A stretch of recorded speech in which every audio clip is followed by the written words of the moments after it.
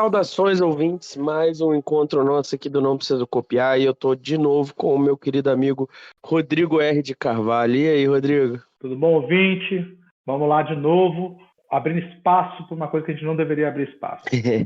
E a gente vai não só abrir espaço, mas também como testar o tecido da realidade, porque a gente vai estar no futuro falando de algo que aconteceu no passado, que a gente vai lançar no presente. Então é uma loucura, um caos, uma coisa que só um sofista muito bom ia conseguir fazer dar sentido num discurso. E para falar de sofista, mas não de qualquer sofista em geral, mas para continuar o papo da última vez que ela esteve aqui, para falar de Gorges, a gente está aqui com a Dani Brinatti, Daniela Brinatti, que ela pediu para ser chamada, Rodrigo.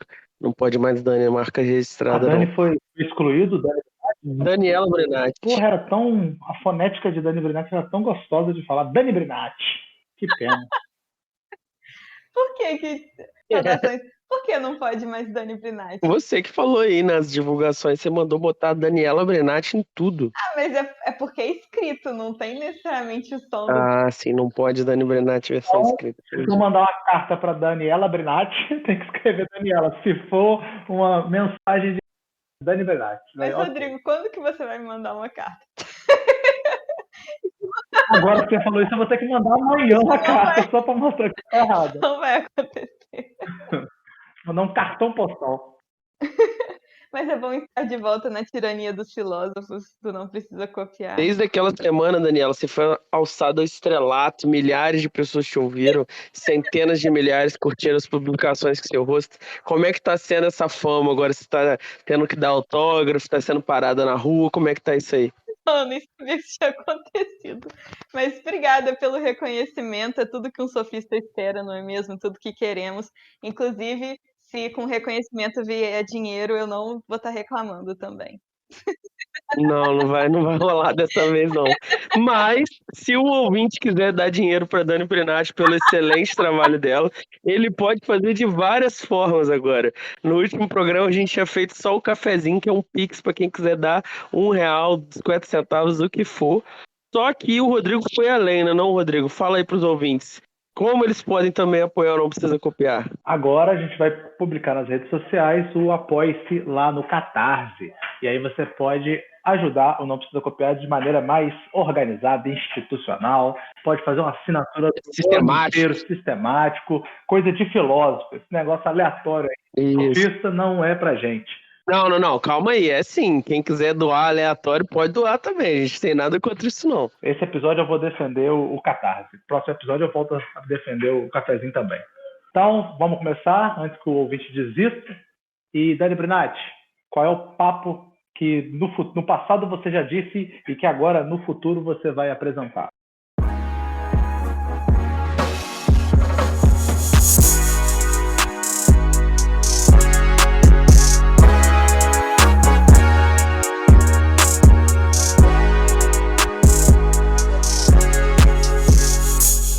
No último episódio, ou pelo menos o que foi publicado, né, a gente viu a questão dos sofistas, se nós podemos chamar eles propriamente desse jeito, de onde veio essa nomeação, como que foi formada a tradição de classificar certos pensadores da antiguidade como sofistas. E no episódio de hoje vocês vão ver mais especificamente o pensador Gorgias de Leontini, que eu vou apresentar para vocês. Na verdade eu já apresentei, então tá essa confusão aí que o Cortá falou de tempo.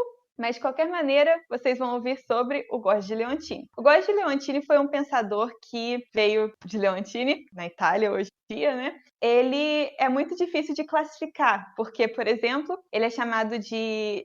Talvez eu já tenha comentado isso no outro episódio, mas fica como introdução. O Gorgias, ele foi classificado como retor, ou seja, um professor de retórica, no diálogo do Platão. Só que o Platão é posterior ao Gorgias.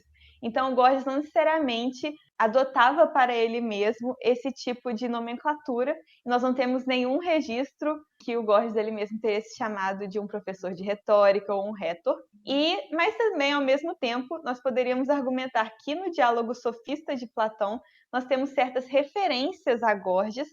Então, nós poderíamos também pensar o Gorgias dentro da filosofia do Platão como um sofista. Então, a gente fica na dúvida, qual a diferença do rétor para o sofista? Como eu chamo o Gorgias? Eu chamo ele de rétor, sofista, de pensador? Nós também poderíamos comentar Isócrates no Antídosis. Ele faz uma lista de sofistas, e dentre esses sofistas, ele vai colocar o Parmênides, o Empédocles, o Melisso e o Gorgias. Então, a gente tem também o Isócrates chamando o Gorgias de sofista, mas o Isócrates é da mesma época que o Platão. Então, ele também teria vindo depois do Gorgias, então não necessariamente o Gorgias, ele mesmo se chamava de sofista. E a gente tem que entender quem que é sofista para o Isócrates e para o Platão, que isso se diferencia, mas eu vou explorar melhor isso no decorrer do episódio. Mentira. Mas eu já explorei isso melhor no último episódio que foi publicado. Então, são questões que surgem. E a gente também pode acrescentar o Sexto Empírico. O Sexto Empírico escreveu o Contra os Lógicos, e nesse Contra os Lógicos ele trata sobre questões de conhecimento e sobre problemas de linguagem. O que eu quero dizer com isso?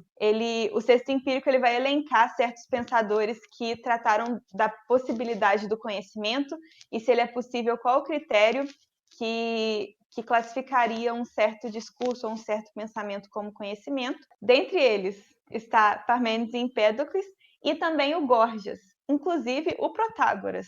Então, o Sexto Empírico ele não necessariamente classifica pensadores como Gorgias e Protágoras como sofistas, mas ele apresenta eles como incluídos num debate acerca do conhecimento e acerca do discurso, que a gente também teria, por exemplo, no Parmênides e no Empédocles. Bom, dito isso, a gente pode ir para o episódio em que eu exploro melhor qual o pensamento do Gorgias nos textos deles, e é isso aí. Toca o barco então, Dani.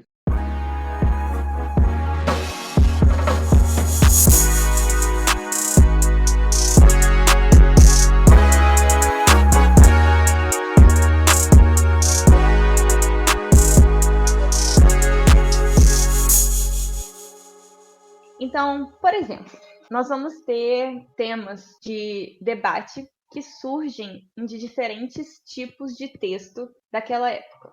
E eu vou trazer mais especificamente a culpabilidade de Helena, porque o Gorgias se coloca em diálogo com esse tema no Elogio de Helena. Mas antes disso, vamos falar sobre Helena. Helena, na tradição grega, né? Vocês podem ler, por exemplo, a Ilíada. Ela foi a esposa de Menelau. Ela foi raptada por Paris.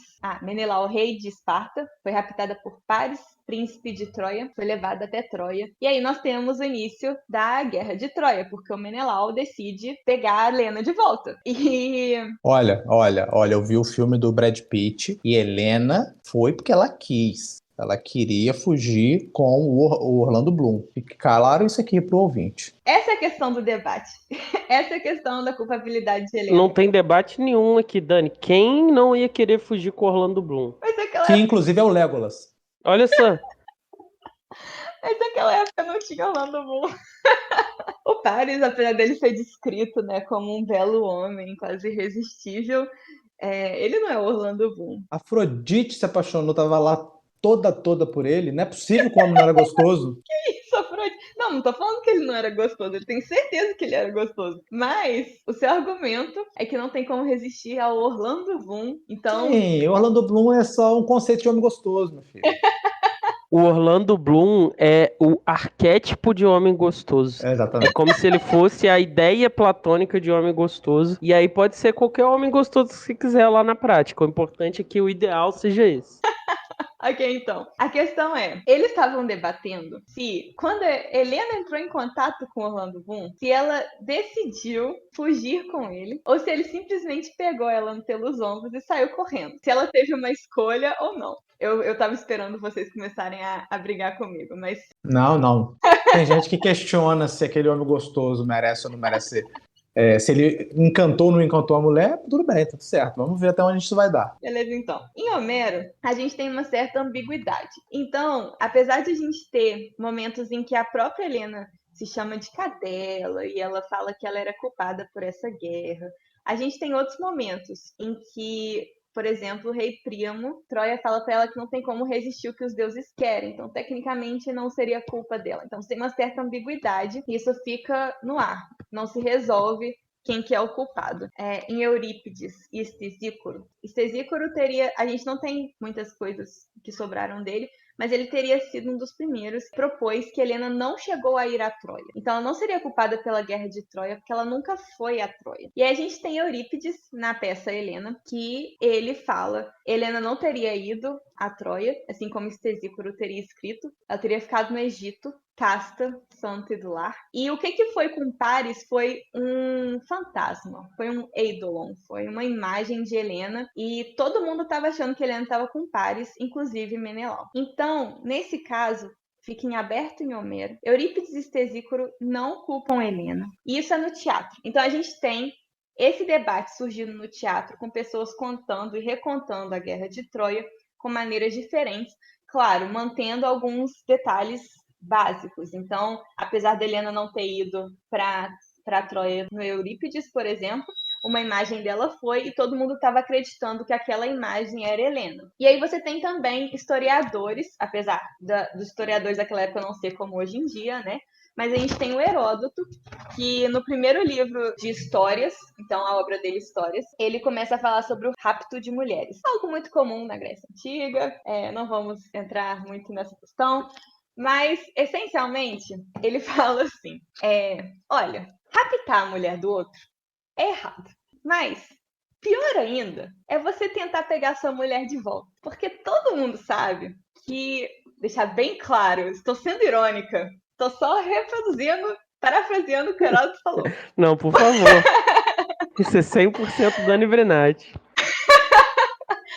Porque todo mundo sabe que quando uma mulher é raptada, ela é raptada porque ela quer. Então, assim, Dani, apesar... esse programa era pra sair no mês que tem o Dia Internacional da Mulher, entendeu? Era pra ser um programa com uma convidada mulher, pra mostrar aí o trabalho de grandes mulheres pesquisadoras, entendeu? Do nosso círculo.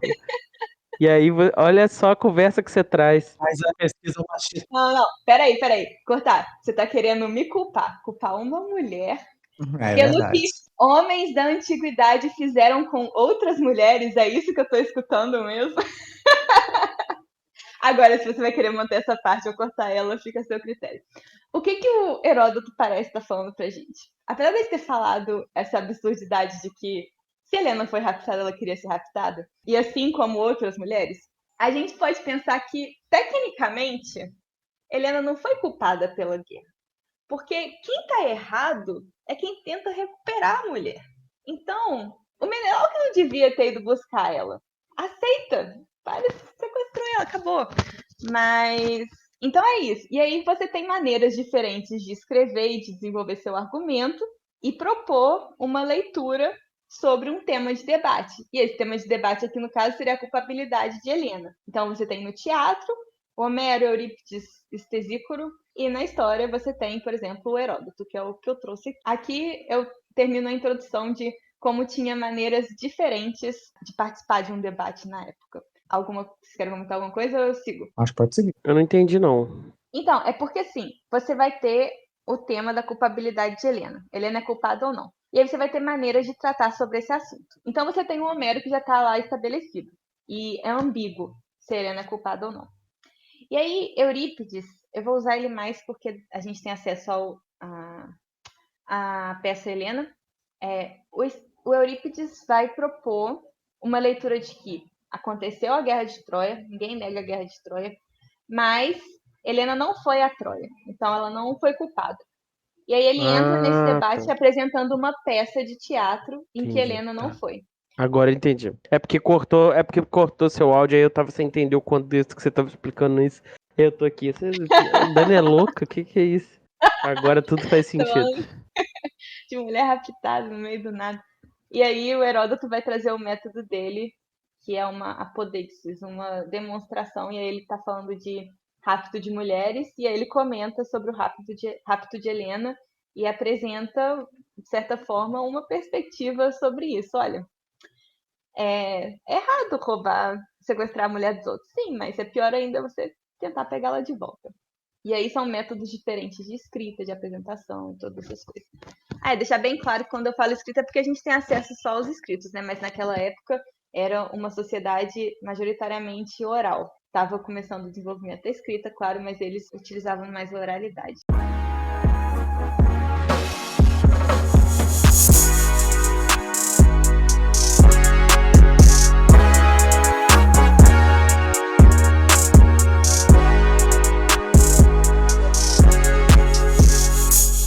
Então, vamos seguir agora sobre o debate acerca daquilo que é e sobre o conhecimento. Por que eu falo debate acerca daquilo que é? Eu fico um pouco receosa de falar sobre ontologia e sobre metafísica, porque tem um peso muito grande e existem várias interpretações sobre se os pré-socráticos estão falando realmente sobre essa realidade que a gente vê na modernidade depois. Então, quando eu estou falando sobre aquilo que existe realmente, é sobre o ser. Então, acerca daquilo que é. E por que também que eu falo acerca daquilo que é? Porque a gente tem vários pensadores e cada um significa de uma maneira diferente aquilo que é. Então, aquilo que é a realidade. Mas ainda assim, os textos deles têm pontos de diálogo que dá para a gente fazer paralelos e ver como que acontecia esse debate com relação a esse assunto. Mas como que a gente vê esses paralelos? Porque não é igual hoje em dia que a gente tem a referência bonitinha sobre quem está falando aquilo, com quem que você está conversando. Você tem referências que eles fazem com palavras que são especificamente de alguém que está dentro desse debate. Eu vou dar um exemplo. Eu vou usar um comediógrafo para poder ilustrar o que eu estou querendo dizer. Tem esse comediógrafo da Sicília, do século V, que chama Epicarmo. A galera do Parmênides, então os eleáticos, eles têm todo uma palavreado, vamos dizer assim, que fica um pouco confuso de acompanhar. Então, quando você começa a ler, você tem o ser que é, ou então havia que é, havia que não é. Quando você começa a falar das características daquilo que é, começa a ficar, porque aquilo que é o ser é um, ser, e é um pouco confuso. E aí o que acontece? O Epicarmo viu nesses filósofos uma maneira de fazer piadinhas com eles. Então, o Epicarmo pegava termos de filósofos e também reflexões de filósofos e apresentava de uma maneira irônica e em situações talvez um pouco absurdas e fazia piada. E o que isso diz pra gente? Isso diz pra gente que, pelo menos, o pessoal da Sicília, que assistia às obras do Epicarmo, pelo menos sabiam de ideias gerais que estavam sendo discutidas sobre o filósofo. Então, quando você começa... É igual hoje em dia que você começa a ver alguém falando do ser, porque a realidade, a metafísica. Quando alguém fala metafísica, você já sabe que é filósofo. É isso que o Epicarmo fazia. Ele pegava coisas que todo mundo, que as pessoas tinham uma noção de que era o debate do filósofo e apresentava numa situação cômica. Ali no século em que o Epicarmo está em atividade, na área da Sicília também, a gente tem o Gorgias. O Gorgias é um pensador da Sicília do século V. E ele tem uma maneira muito específica de construir os textos dele. E o Tratado do Não Ser, especificamente, pega o pensamento dos filósofos, não de todos, né? Ele pega o debate em que alguns filósofos se inseriam, e esse debate é sobre aquilo que é, sobre o ser, sobre aquilo que existe. O Gorgias vai pegar o modo de argumentação dele, então a gente vê expressões do argumento da maneira de argumentar do Zenão e do Melisso, principalmente, sendo reproduzidas para levantar uma questão de que será que o discurso é realmente suficiente para você poder receber conhecimento através dele? Ou melhor, referenciar as coisas através do discurso? Será que o discurso realmente apresenta o mundo como ele realmente é? Aqui eu uso o mundo num sentido bem amplo, não estou falando mundo especificamente, mas o objeto de pesquisa dos filósofos. Será que o objeto de pesquisa dos filósofos pode ser realmente expresso através do discurso e conhecido através do discurso? Porque aqui a palavra discurso que ele usa é logos. E logos não necessariamente é só discurso. Ele pode ser uma argumentação, uma maneira racional de apresentar as coisas. Então, dentre outros vários significados, mas para o Gorgias especificamente, parece estar dentro dessa questão discursiva argumentativa. Será que o argumento do filósofo é suficiente para expressar como as coisas realmente são e, portanto, fazer com que eu também conheça as coisas. E aí é interessante, o Gorgias, ele utiliza essa maneira de argumentar que muitas vezes é vista como uma piada. Hoje em dia não é mais tão comum, porque tem os estudos, né, sobre o Gorgias estão cada vez maiores, e isso está sendo uma ideia que está sendo abandonada. Mas por muito tempo, o Tratado do Não Ser foi lido como uma piada, como algo que não tem nenhum valor filosófico. Mas a questão é, será que algo que é apresentado de maneira irônica, porque vamos supor que Gorgias esteja sendo irônico, será que o apresentar irônico de Gorgias não tem um valor filosófico? Porque Sócrates muitas vezes é irônico, por exemplo, nos diálogos de Platão. E por que eu estou falando que Gorgias pode ser interpretado como irônico ou fazendo uma piada? Porque o Tratado Não Ser pode ser resumido principalmente na primeira frase. Antes disso, antes de eu entrar, deixar bem claro, a gente não tem acesso ao que teria sido o Tratado Não Ser autêntico do Gorgias. A gente tem testemunhos, então a gente tem que fazer um levantamento sobre o que é o mais provável.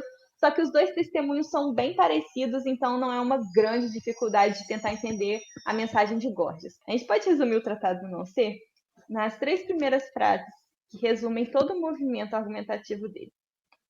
A primeira frase é que nada é, ou melhor, não é nada, vou explicar isso daqui a pouco.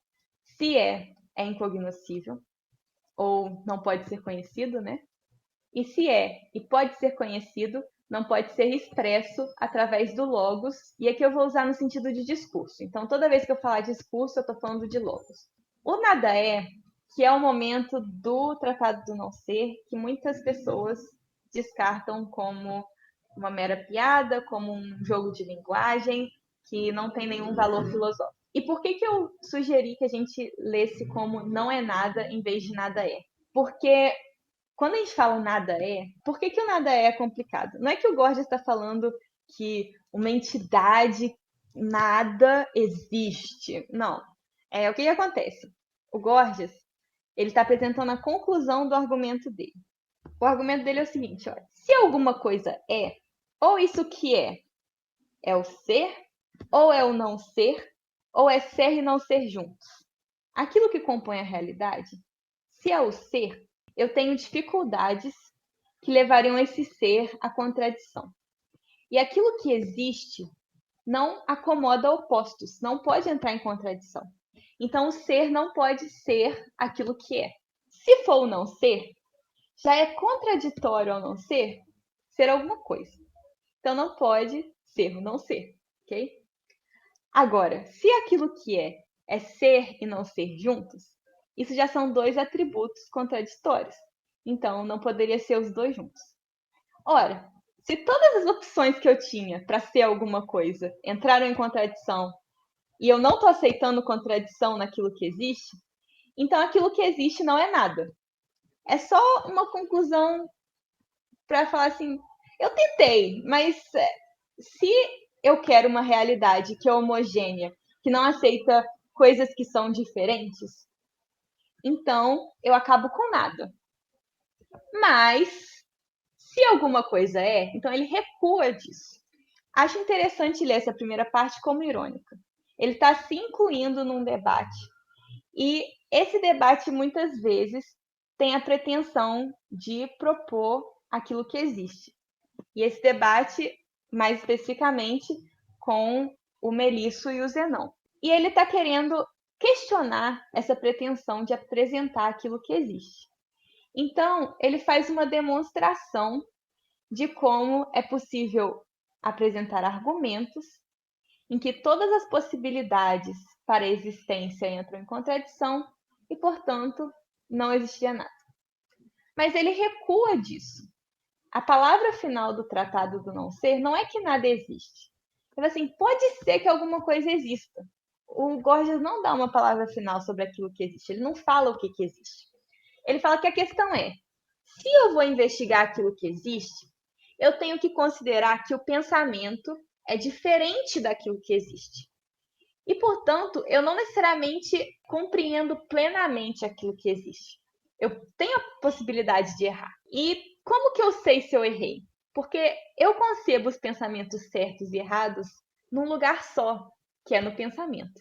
Então, eu tenho a dificuldade de um critério. Como que eu vou ter um critério para o conhecimento? Então, se alguma coisa é, então não seria conhecido. Mas ainda assim, Gorgias recua mais uma vez. Ele fala: se é e pode ser conhecido, então vamos supor que eu estou na investigação das coisas que existem. Eu vou investigar aquilo que existe e vamos supor que o conhecimento não seja um problema. Vamos supor que eu seja capaz de conhecer. Então, o discurso não é capaz de expressar isso que existe. Então, eu teria a situação em que pode ser que eu conheça, mas no momento que eu tentar expressar aquilo que eu conheço através do discurso, eu não vou ser bem sucedido, porque o discurso não apresenta plenamente as coisas como são. Vou dar um exemplo para eu tentar ilustrar o que o Gorgias está querendo dizer aqui. Eu tenho aqui em casa uma borracha com uma capa plastificada amarela. Ela tem um formato meio diferente, assim, ela é comprida. E ela fica guardada dentro da capinha de plástico amarela. E se você aperta assim a tranquinha dela, a borracha sai. Agora, o que eu tô vendo aqui na minha frente, vocês nunca vão saber o que é. Porque o meu discurso não foi capaz de fazer com que vocês viessem a conhecer essa borracha que eu já conheço. A gente, no caso, só consegue conhecer as palavras que você pronunciou e ligar essas palavras às coisas que estão dentro da nossa cabeça. Essa é a ideia? Então, o ponto do Gorgias é, olha, mesmo que vocês tenham conhecido a realidade, mesmo que exista isso que vocês estão falando, e mesmo que vocês tenham conhecido isso que existe, vocês não vão me levar a conhecer isso através de um discurso, através de argumentação. O discurso apenas apresenta palavras, assim como o Cortá falou, você só me fez conhecer essas palavras. Mas eu não fui capaz de acessar isso que vocês conheceram através do discurso. Se só aquele que fala conhece, como que eu sei qual discurso que é o verdadeiro? Qual que é o critério que eu tenho para poder diferenciar o discurso do verdadeiro? E antes de eu entrar no elogio de Helena, então eu só queria fazer uma recapitulação de que o Tratado do Não Ser especificamente está tratando da dificuldade do discurso, de expressão, quando se trata do conhecimento dentro de um debate filosófico. Porque eu acho isso importante para a gente poder tentar entender como que Gorgias explora diferentes aspectos do discurso em diferentes situações em cada um dos textos. E com isso eu termino a apresentação do Tratado do Não Ser. Se vocês querem que eu volte, que eu esclareça alguma outra coisa. Deixa só eu fazer uma colocação. Eu quero que você. Aqui é uma dúvida mesmo. Eu entendo o problema se a linguagem pode carregar o conhecimento sobre a coisa. Eu acho que esse é um problema que faz sentido. Não é uma daquelas coisas que eu falo assim, pô, cara, isso aqui não faz o menor sentido. Só que isso tem um pressuposto, me parece, eu queria justamente perguntar a você isso, que é um pressuposto empirista. Quer dizer, a borracha, eu só vou conhecer ela se eu experimentar ela. Eu não posso conhecê-la através de um mediador linguístico. E se você for o platônico dos livros didáticos, né, Dani?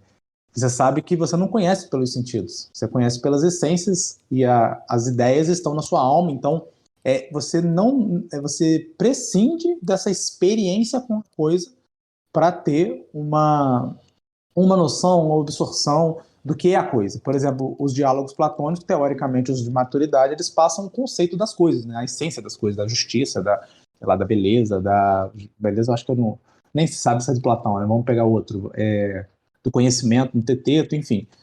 Você acha que essa noção que o Jorge está passando, ela é de uma questão linguística, mas muito atrelada a não sei se eu posso usar a palavra empirismo, mas um certo experimentalismo, ou você acha que não tem nada a ver isso que eu estou falando? É uma pergunta muito interessante, Rodrigo, porque realmente é um debate que acontece dentro do Gorgias, se ele seria quase que um proto-empirista ou até um proto-cético, porque os céticos também teriam essa questão, né, no senso empírico. Eu tendo a ler o Gorgias da seguinte maneira: eu não penso que é possível defender que há um empirismo no sentido de eu conheço através do discurso. Eu tenho a impressão que no Gorgias ele está tratando sobre certeza, mais especificamente. Então ele fala assim, nós somos incertos. O que é aquilo que pode me trazer certeza? E aí, Rodrigo, aí eu acho que a partir disso, eu acho que é possível de pensar talvez um empirismo no sentido de que Gorgias parece propor que a visão é aquilo que traz mais certeza para a gente, numa circunstância de incerteza, porque existem aqueles que conhecem. Agora, esses que conhecem, já conhecem. Agora, quando você está numa situação de incerteza, que você não conhece, e você apenas tem um discurso, você tem que encontrar maneiras de buscar essa certeza e buscar aquilo no discurso que te traz certeza. A visão parece ser o que para o Gorgias traria certeza. A visão é uma coisa muito presente, a gente vai ver principalmente no elogio de Helena. É aquela velha ideia de que eu acredito se eu ver. Eu acho que cai muito na noção de vivência de hoje em dia. Tem que ter a vivência, senão você não experimentou a coisa. Exato. Eu acho que o Gorgias reconhece que há um peso muito forte nessa visão. Não necessariamente que a visão vai trazer um conhecimento certo, que na defesa de Palamedes a gente vai ver isso também. Então é isso, eu não acho que é possível categorizar o Gorgias no empirismo, porque não necessariamente a visão te traz um conhecimento, mas a visão é algo que pode te trazer uma certeza na incerteza. Você pode estar errado, mas ela vai te trazer certeza. Eu poderia dizer o contrário, né? Na ausência da visão, aí realmente você está no mundo da incerteza total. Exato. E aí a gente vai ver isso na defesa de Palamedes. Por isso que eu acho sensacional. O Gorgias, eu acho que ele ilustra muito bem, com esses personagens mitológicos, uma reflexão filosófica dele próprio.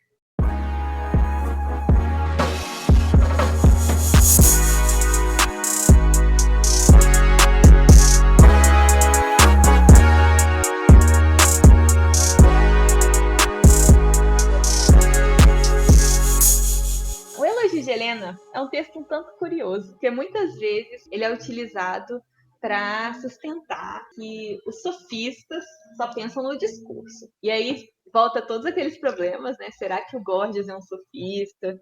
Ou será que vale a pena colocar o Gorgias na caixinha do sofista? A frase do elogio de Helena que todo mundo, não todo mundo, porque todo mundo é muita gente, mas que as pessoas que leem o elogio de Helena... Que isso, Dani? Você tá querendo lançar um bordão agora? Você vai vender caneca disso aí? Que Não, é é isso? meu bordão. Toda hora você fala isso É a agora. segunda vez que eu falo em 2 horas, 1h30 que a gente tá conversando. E não é meu primo que fala isso, roubei dele há muitos anos já, mas enfim. Tendo em vista que você não edita o episódio, você vai ter falado talvez muitas vezes isso. Mas aí vai ser a alma de vocês que vai estar em jogo, não a minha. Enfim, as pessoas que querem sustentar que o sofista só pensa de discurso, qual que é a frase do elogio de Helena que eles tiram de contexto completamente? Citam o Gorgias, porque o discurso é um soberaníssimo senhor que com o menor dos corpos promove divinas ações.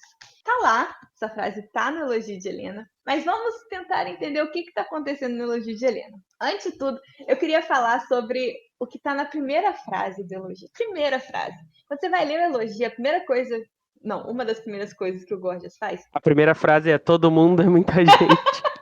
Ai, meu Deus. Depois de todo mundo é muita gente, o Gorgias vai enumerar o cosmos de certas coisas. Traduzir cosmos é um pouco difícil, mas eu vou traduzir como ordem. Então, o Gorgias vai enumerar a ordem de algumas coisas. E dentre essas coisas, ele vai falar da ordem do discurso. Ele fala que a ordem do discurso é a verdade. O discurso, eu tô falando de logos também. O Gorgias está usando logos aqui. E aí as pessoas decidem simplesmente ignorar esse início do elogio de Helena e não se questionam por que o Gorgias está falando que a ordem do discurso é a verdade. Eu, particularmente, não tenho uma solução para isso. Mas eu acho que tem maneiras de pensar o elogio que podem nos levar, pelo menos, para uma direção interessante. O elogio está tratando sobre a culpabilidade de Helena. Então, o Gorgias está se introduzindo num debate que acontecia na história e no teatro, igual a gente viu, mas ele vai fazer de uma maneira diferente. Ele fala que ele vai fazer uma apresentação de que Helena é inocente quando se trata da Guerra de Troia, e ele vai fazer isso dando uma lógica ao discurso. Então, o Gorgias está querendo apresentar uma demonstração lógica, entre aspas, porque não é a lógica de hoje em dia, né? Mas ele vai fazer uma argumentação do porquê Helena é inocente. Ele não vai fazer uma peça de teatro, ele não está falando de história, ele vai fazer uma argumentação lógica. Não que o texto do Gorgias não tem elementos poéticos, o Gorgias é muito conhecido por ter adotado maneiras de escrever da poesia no seu próprio texto, apesar de ser um texto corrido, né? Não é um poema. O Elogio de Helena vai apresentar 4 possibilidades do porquê Helena teria ido a Troia. O primeiro motivo, se isso foi um desejo dos deuses ou da fortuna, ou se ela foi raptada e levada à força por Paris, ou se ela foi persuadida por um discurso, ou, por último, se ela foi tomada pelo efeito do Eros depois que ela contemplou o corpo de Paris. Ou então do Orlando Bloom, como vocês muito bem disseram. E o que o Gorgias vai fazer?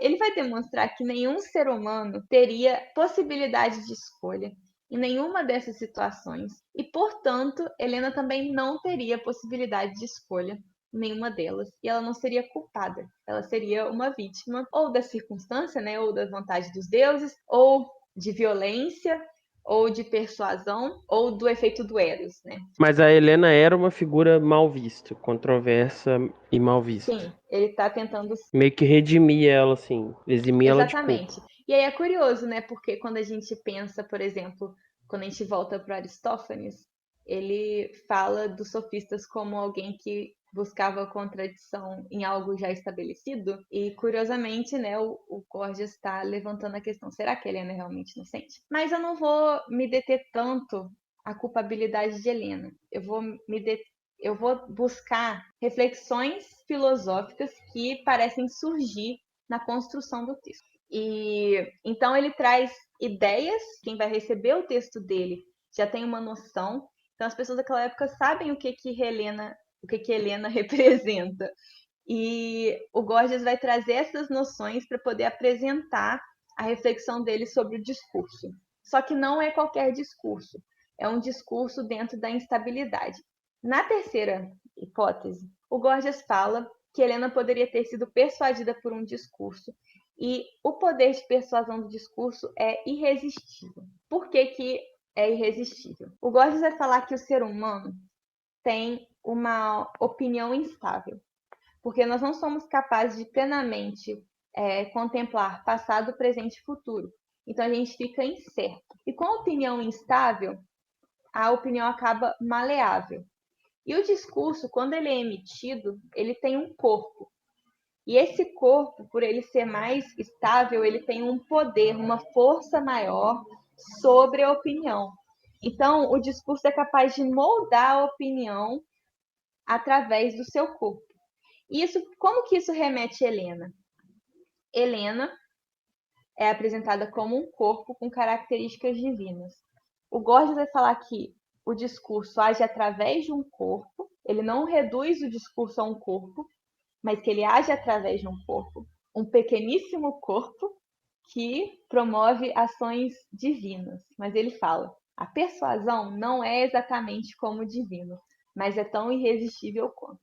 Então, essas argumentações que ele traz antes da imagem de Helena parece ilustrar essa característica do discurso de persuadir uma opinião instável e incerta. Então, o Gorgias aqui está falando sobre o engano através de um discurso que age sobre uma opinião incerta, não é uma opinião que conhece. Então, aqui, diferente do tratado, ele não está falando de conhecimento, ele está falando de persuasão sobre uma opinião instável. E aí é interessante porque tem um parágrafo que o Gorgias fala assim: porque nós temos os meteorologistas que, cada um substituindo uma opinião por outra, faz surgir coisas inacreditáveis diante dos olhos da opinião.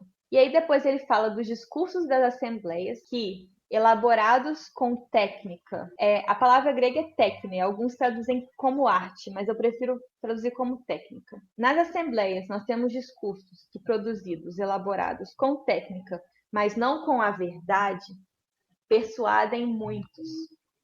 E aqui eu queria voltar rapidinho sobre o início do elogio, que ele fala de um cosmos do discurso. Então, ele fala da possibilidade de um discurso ser verdadeiro. Mas esse discurso verdadeiro não é o assunto do elogio de Helena. O elogio de Helena está falando de um discurso que engana uma opinião instável. Essa opinião instável está sendo ilustrada em Helena, que foi persuadida a ir a Troia. E você tem o discurso dos filósofos, melhor, os embates dos filósofos. E o embate dos filósofos com os métodos de conhecimento deles, as maneiras de conhecer deles, que é fugaz, que passa muito rápido, mostra como que é instável a crença na opinião. Então, o Gorgias aqui está falando sobre tipos de discurso, e aí que os filósofos ficam muito incomodados, né? Assim, pô, cara, você vai me reduzir a um mero embate de discursos fugazes. Mas o que o Gorgias está falando aqui? Os debates da época. Então, você tem o debate dos meteorologistas, você tem o debate das assembleias, você tem o debate dos filósofos. A gente não sabe especificamente quem que é quem, o Gorgias não referencia quem que é quem, mas ele está falando, olha, a questão é, o motivo de os meteorologistas serem capazes de mudar a opinião é porque eles fazem visível algo. O discurso é capaz de tornar para a opinião algo visível. Então, é através dessa visibilidade, desse esclarecimento de um discurso, que você é persuadido a crer em certa coisa. Nas assembleias acontece algo semelhante, porque você tem discursos com técnica, então não necessariamente o discurso persuasivo é verdadeiro. O discurso persuasivo pode não ter a verdade, mas ele tem técnica. E os filósofos mostram como que o próprio método de conhecer, por ele mudar muito rápido, ou pelo menos o método dos filósofos de conhecer por mudar muito rápido, eles trazem à luz, eles mostram como que a opinião, a nossa crença na opinião é instável. A gente é incerto sobre a nossa opinião. A gente não tem certeza. Então, o Gorgias parece estar apontando aqui no elogio de Helena a incerteza do ser humano sobre as coisas e como ele se torna vulnerável à persuasão do discurso quando ele está incerto, porque o discurso ele age através de um corpo e esse corpo ele acaba sendo mais forte. E aí eu volto na questão, por exemplo, do Paris. O Paris ele é mais forte que Helena, então ele foi capaz de carregar a Helena. Isso parece ilustrar a possibilidade de um corpo que é mais forte que o outro carregar ele. E o corpo de Helena, através de uma beleza divina, talvez até persuasiva, a gente pode pensar, foi capaz de atrair também o corpo de outros homens. Então você tem essa possibilidade de o corpo através do qual o discurso age ser mais forte do que a própria opinião e, portanto, persuadir. Então, os meteorologistas, mesmo que eles estejam falando abobrinha, se eles apresentam aquilo como algo visível, se aquilo vem a ser visível nos olhos da sua opinião, você vai acreditar e aderir à opinião dele. Isso não é exclusivo do Gorgias. A gente, por exemplo, posteriormente vão nomear uma técnica de retórica. Não quero jogar o Gorgias embaixo do ônibus, né? Mas tem êxfrases, que é realmente descrever uma situação e, portanto, trazer aos olhos de quem está escutando aquela situação e persuadir de que aquilo aconteceu. Então, o Gorgias está reconhecendo essa potência da visibilidade. A última possibilidade de Helena ter ido para Troia seria que ela foi tomada pelo efeito do Eros depois de contemplar o belo corpo do Paris. E o que o Gorgias fala nesse momento? Ele fala assim, olha, a gente não tem controle sobre aquilo que a gente vê. Se o Orlando Bloom é bonito, ele vai ser lindo, independentemente da maneira que você queira ver ele. Você vai ver ele como lindo e ele vai ser irresistível e você vai sofrer os efeitos do Eros e você vai para Troia com ele, não tem escolha nisso. Então você não seria culpado. Isso aí é ponto pacífico aqui nesse programa, pode ficar tranquilo. E então, nesse último, ele parece retomar um corpo através do Paris, mas o Paris é um corpo que você olha, então não tem como mudar.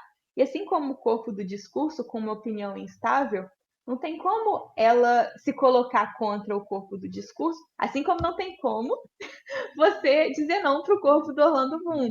E aí você tem um efeito quase divino no caso da persuasão, e é divino, no caso do Orlando Bloom, que é o Eros.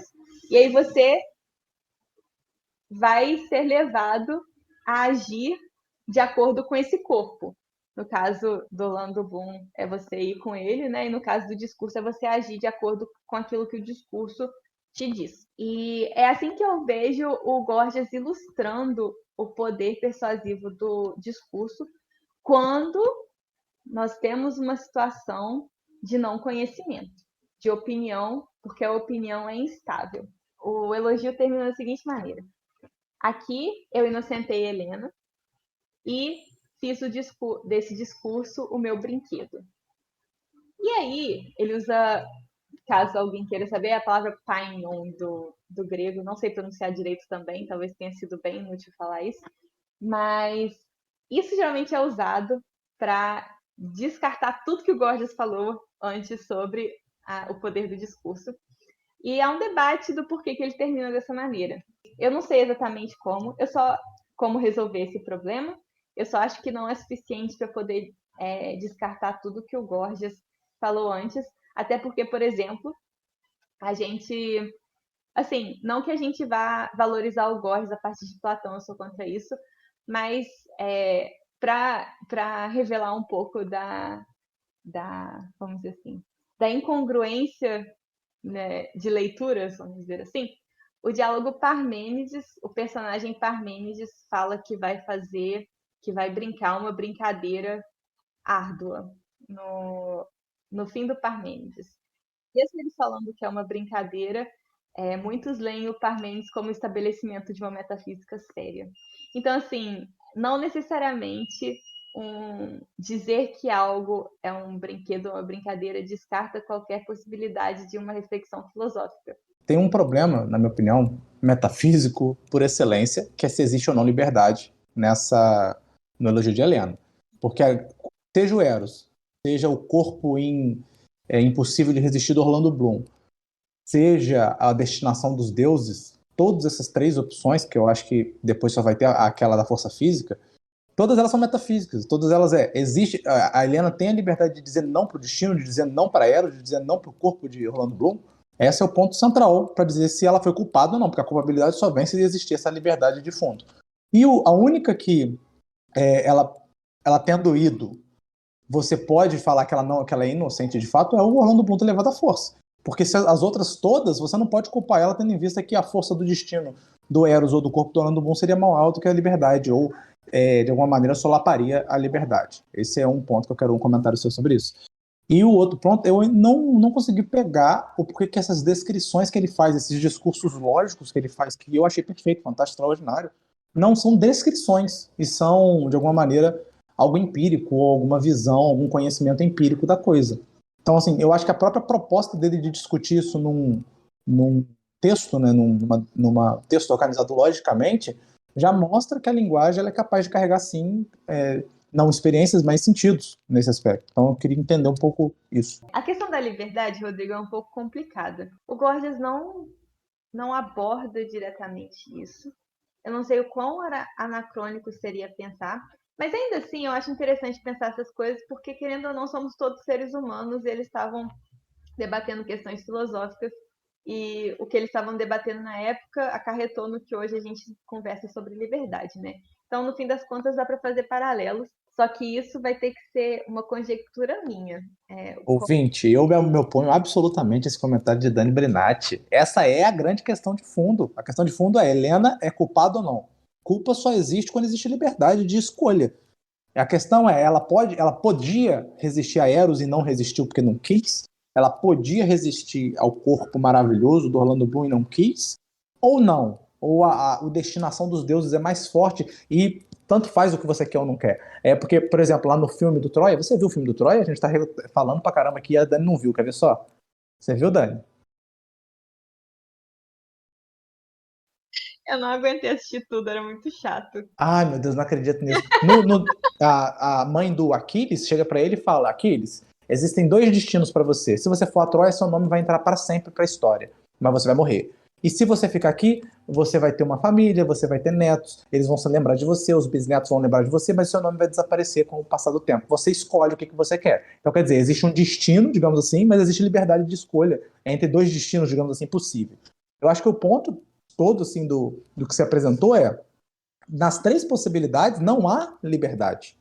Então, assim, eu não acho que isso é eu transpondo o conceito de liberdade ou a discussão sobre liberdade. É o que está lá. Ele chega até a falar, você expôs que o destino seria mais forte que Helena? Se sim, a culpa não está suspensa, não pode ter culpa. Não faz sentido a palavra culpa nisso. Entende? É isso que eu fiquei meio...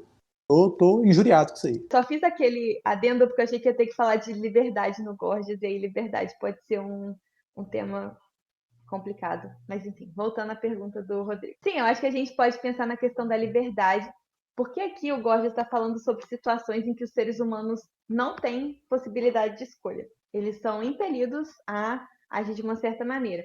E ele faz isso, ele pega situações que você já aceita normalmente, né? Que não tem uma escolha ali. Se um cara te carregar para Troia e você não for mais forte que ele, não tem como você escolher sair dali se não tiver, né, como você fugir. Se os deuses querem, eu sinto muito, mas você não tem nenhuma escolha.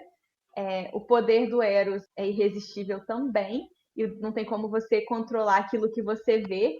Então, você bateu o olho no Orlando Bloom, acabou sua escolha, você vai com ele. E aí, para poder apresentar essa falta de escolha que a gente acaba tendo quando um discurso persuasivo entra em contato com a nossa opinião instável. Então, eu concordo com você, mas eu acho que é isso aí. A gente pode pensar a questão da liberdade aí mesmo, e o Gorgias está se questionando. Será que nós temos a capacidade de distinguir bem um discurso persuasivo enganoso de um discurso que é verdadeiro? Será que o discurso não é forte o suficiente para a gente falar, nossa senhora, eu não acredito que eu confiei naquilo em algum momento? E é isso que está falando, o ser humano tem uma opinião instável, a gente não contempla plenamente passado, presente e futuro, e a gente está suscetível à persuasão do discurso.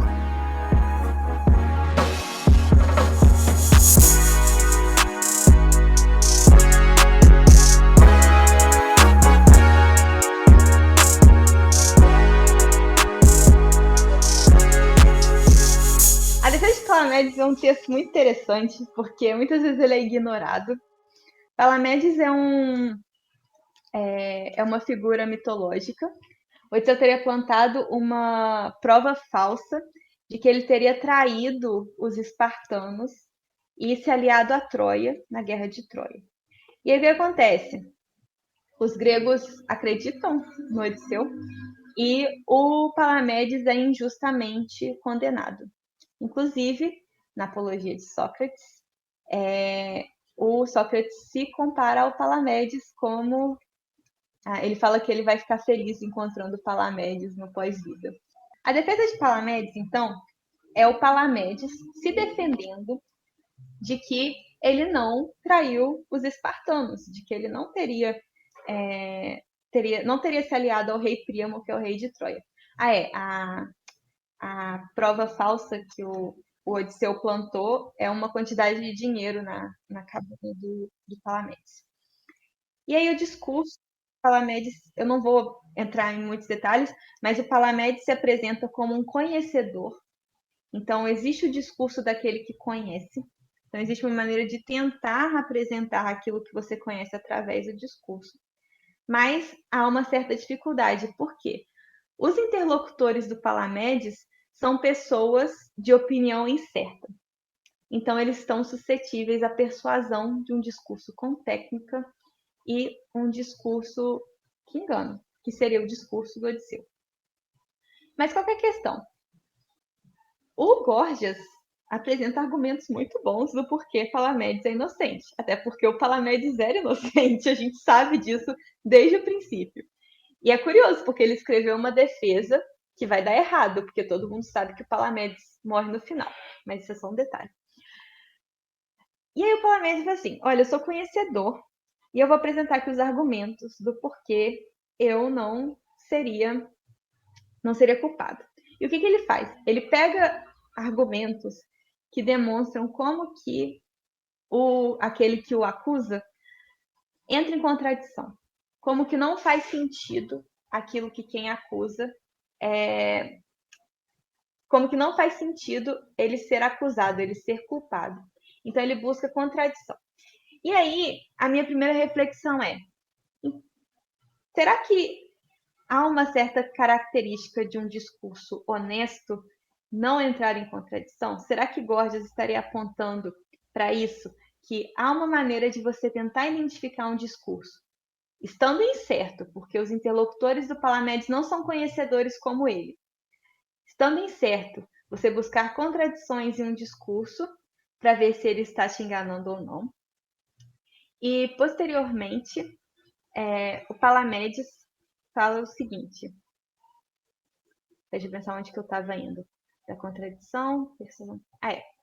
E aí, depois de todos os argumentos que o Palamedes apresenta de como que o acusador dele entraria em contradição, e não faz sentido ele ser acusado, ele fala assim: se o discurso fosse capaz de apresentar a verdade de uma maneira plena, vocês não estariam em dúvida.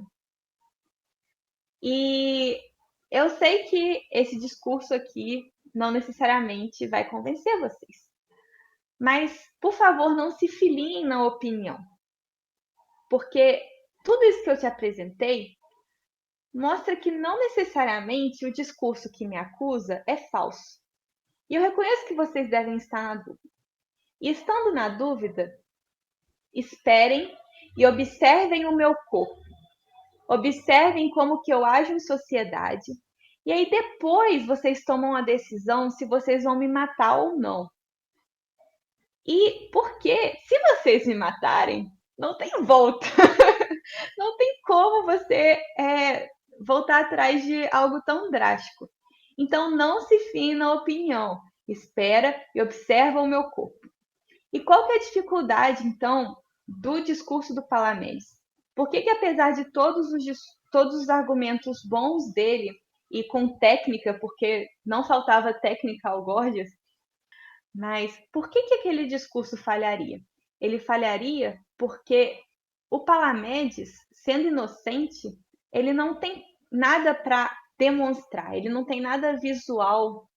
O Palamedes não teria nada para corroborar a sua inocência, porque ele não tem nada visual para persuadir. Ele tenta descrever possibilidades, talvez seja por isso que ele não tenha sido capaz de persuadir os seus ouvintes e, portanto, morrer. Enquanto o elogio de Helena tratava sobre o poder do discurso de persuadir uma opinião instável, a defesa de Palamedes é o exercício de alguém que conhece, tentar superar a impossibilidade do discurso de dizer a verdade, ou pelo menos dizer plenamente, de fazer claro para quem não conhece a verdade. O que a gente viu no Tratado do Não Ser, apesar dele não usar a palavra verdade, a gente pode pensar a questão do conhecimento. Então, como que o Palamedes vai tentar superar a impossibilidade de transmitir o conhecimento dele através do discurso para alguém que não conhece? E aí ele aponta a questão da contradição. Se ele entrou em contradição, eu sei que vocês ficam em dúvida. E estando em dúvida, não tomem nenhuma decisão drástica. Apenas esperem e observem o meu corpo. Ele pede tempo para que ele tenha algo visual para apresentar para quem está julgando ele. Esse é o meu ponto. Eu acho que é possível encontrar reflexões filosóficas no Gorgias, tanto sobre o conhecimento quanto sobre o discurso. E ele parece estar... Mas não necessariamente ele está te falando como conhecer.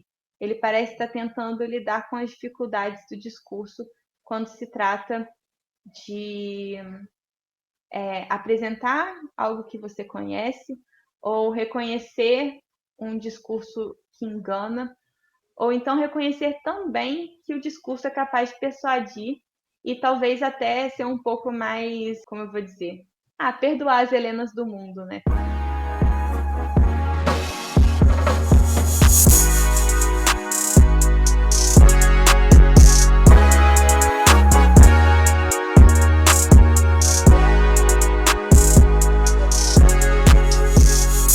E você, Rodrigo, você abriu seu coração para os sofistas? Tá vendo além do estereótipo agora? Como é que tá Eu não pra você? eu não sei se é o efeito não precisa copiar, que a gente fica tudo apaziguador, né, com nossos Querendo convidados, dialogar? querendo dialogar. Assim, eu acho que a Dani tem razão, que o problema é um problema filosófico. Eu acho que isso, eu nem sei se eu me questionava quanto a isso. O problema da linguagem, as consequências, isso é tudo problema filosófico, eu estou de acordo com isso. E O são problemas problema é o interessantes. resultado. O problema é o resultado final do rolê. Então, assim, com a exposição da Dani, ele ficou parecendo para mim um filme ruim. O que seria um filme ruim? Por quê? Vou explicar, calma. O Hume, ele é um maravilhoso, fantástico, extraordinário, ele é um cético, mas que ele consegue, ele fala, olha, a causalidade não funciona, não é critério para conhecimento, para produção de conhecimento, no entanto, a gente tem uma força psicológica que nos orienta e ela funciona. Então, tá aí, é isso aí que a gente usa, e para mim isso é muito fraco, para mim, Rodrigo, então eu acho assim, eu não dou esse passo cético tão grande, mas ele me aponta um caminho. O Gorgias me deixa sem nada. Ele detona toda a possibilidade do conhecimento, levanta todas as dúvidas e os problemas e me deixa com o pós-modernismo. Então, assim, ele me deixa com o que discursiva, Dani Brenati? A construção discursiva. Então, assim, se eu vou ficar com a construção discursiva, desculpa, eu nem estudo filosofia, porque eu não tenho que me arraigar. Eu preciso da metafísica. Então, assim, agora, que a Dani fez uma exposição de valorização do sofista, sem dúvida. Não, peraí. Obrigada, antes de tudo. Mas é o seguinte, ele não te deixa com pós-modernismo. O Gorgias não fala que as coisas são relativas. Helena, tem como você... tem uma realidade de Helena ter ido para Troia. Para de girar, Dani. Me diz uma coisa: existe uma verdade absoluta e nós podemos procurar e encontrar ela e mostrar ela para todo mundo, universal? Porque é isso que eu quero.